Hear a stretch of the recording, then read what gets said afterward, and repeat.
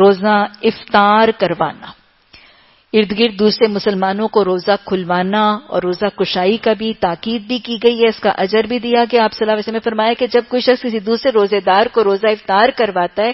تو اس کو روزے دار کے روزے کے برابر اجر دے دیا جاتا ہے، اور روزے دار کے اجر میں بھی کوئی کمی نہیں ہوتی۔ مطلب یہ نہ ہو کہ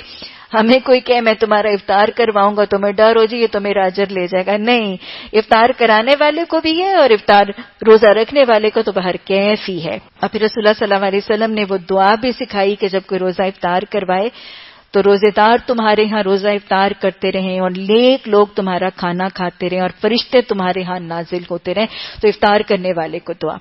اور افطار کرنے کے لیے یہ بھی کیا جا سکتا ہے کہ کسی کو اپنے گھر مدعو کیا جائے یا ان کو بر وقت پہلے بتا کے ان کے گھر بھی قیام اور توام وہ کھانے کا بندوبست کیا جا سکتا ہے، اور اس میں بہرحال اپنے وہ ہمسائے جن کے پاس کھانے کی کمی ہے ان کو یاد رکھنا بہت زیادہ ضروری ہے، کیونکہ ہمارے اپنے دسترخوان بھرے ہوئے ہوتے ہیں اور کشادہ ہوتے ہیں، اور حدیث کے الفاظ ہیں کہ تم میں سے کسی شخص کا ایمان اس وقت تک مکمل نہیں ہوتا جب تک وہ خود پیٹ بھر کے سو جائے اور اس کا ہمسایہ بھوکا رہے۔ اور ہم جانتے ہیں کہ حدیث میں ایک جگہ یہ بھی نشاندہی ہے کہ ہمسائے 40 گھر تک ہیں، تو لہٰذا اپنے ارد گرد جو